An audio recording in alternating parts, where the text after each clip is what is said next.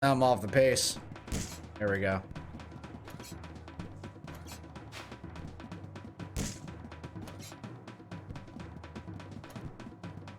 Weird, so it started me back here, but it saved everything I picked up?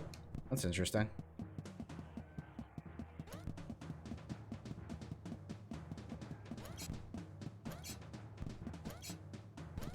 Not a huge fan of these, that they can just snag you, but, I mean, it does add a level of challenge for sure.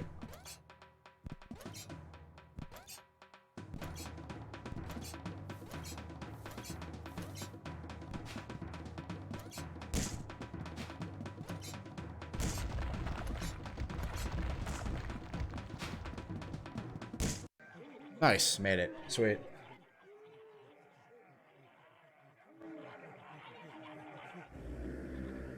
Oh wait, oh wait.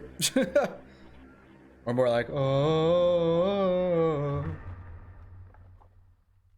After literally 10 minutes. Wait. Did he just roll a boulder over like it was nothing? Like he's not superhuman. Professor began to explain time travel. If I can find I'm beginning to think he's an android. Then I should be able to, well, make things better. I suppose it's like we're in that excellent movie, chuckled Mr. Logan. Back to the Future? Replied Mr. Preston. No, that excellent movie. Back to the Future 2? Time It's time. Time cop. Groundhog Day. Everybody's just like, no. Groundhog Day. Groundhog Day. The box let out a loud bleep as the professor gave it a heavy thump. This damn thing's so dependent on the maths used to calculate where the Earth is at any one point in time and space, that it's almost random where we'll end up, or even how long the time window will stay open. That last one was the shortest I've had yet. I like the throwbacks to pop culture in this game. It's cool. Situation. I think Mr. Preston and Mr. Logan were too excited to really pay attention. But they were far less excited when I asked what his longest stay was, and the professor replied, about 15 years. I was stranded in ancient Egypt for so long. They had me build them a steam-powered robot. What? You could have seen the things they had it build. Yes, wonderful things. It was like I was Thoth incarnate, or the modern Prometheus. Speaking of which, robot, Adam. have a look around. See if you can. Wouldn't that change the entire dynamic of history, though, if he had him build a robot? Or he built a robot? Oh, I get you. I bet we're about to, yeah, we're about to boss fight it and destroy it, probably. They weren't much use when there was nothing for them to stick to. I rolled deep into the cave, but at least I had found the professor some firewood. Now I just needed to get back to everybody else.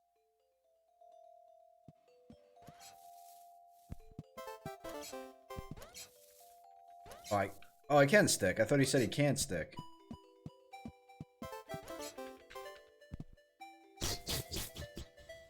Well, I mean, they can apparently stick to me pretty well. Oh, they're like, all right, you had your fun. Now we're in spooters. All right, so they run down the line much faster than they crawl up it.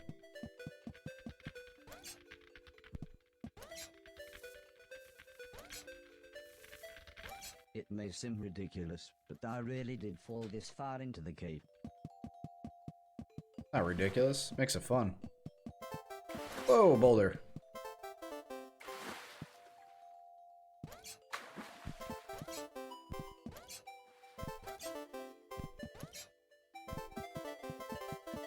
Things started to look familiar.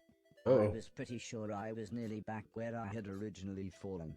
Yeah, close to it. Oh, wow. Okay, that was close.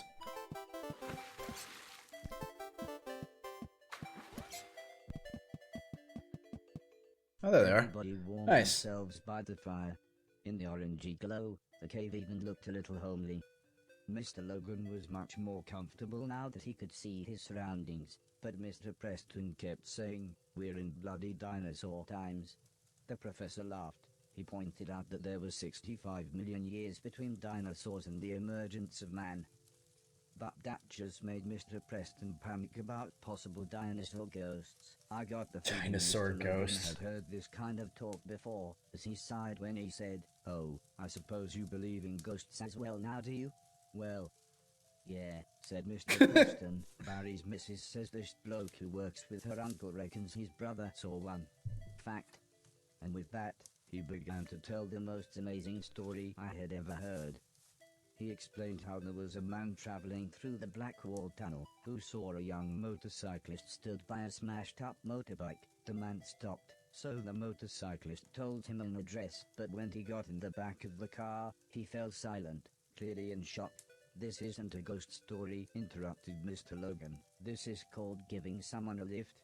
Mr. Preston was annoyed. Mr. Logan's stupid joke had ruined his train of thought. The brother of a bloke who works with Mrs. Silton's uncle gave a young motorcyclist a lift after a crash outside the Black Wall Tunnel. I said, just happy to be part of the conversation. "Yeah, that's it," said Mr. Preston as he explained that when the man arrived at the address, the motorcyclist had vanished. He said the man, not knowing what else to do, knocked on the door of the house. Soon an old lady answered, and when the man asked her if she had a son, she burst out crying and sobbed. "I did have, but he died 10 years ago today, just outside the Black Wall Tunnel."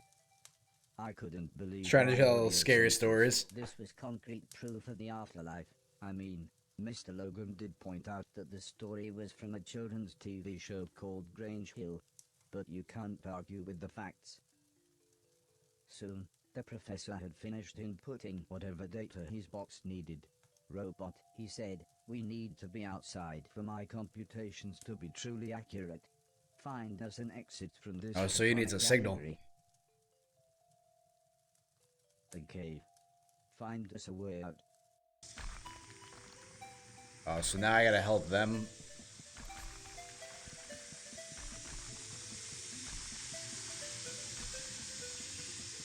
Yeah, it says it's a much bigger level.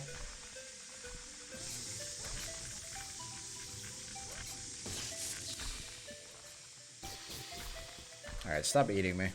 Okay, so I gotta drop. Oh yeah, I gotta drop that big boulder. Try to drop that big boulder down there.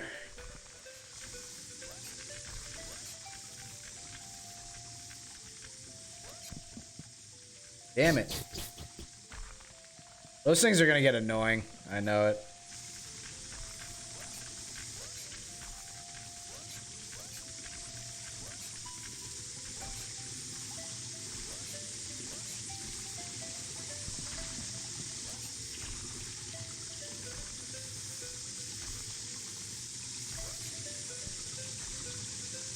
This block looked perfect, so I Nice. decided I would only place it where the professor said I should. Okay, so I can kind of jump. There we go. Alright, we're good.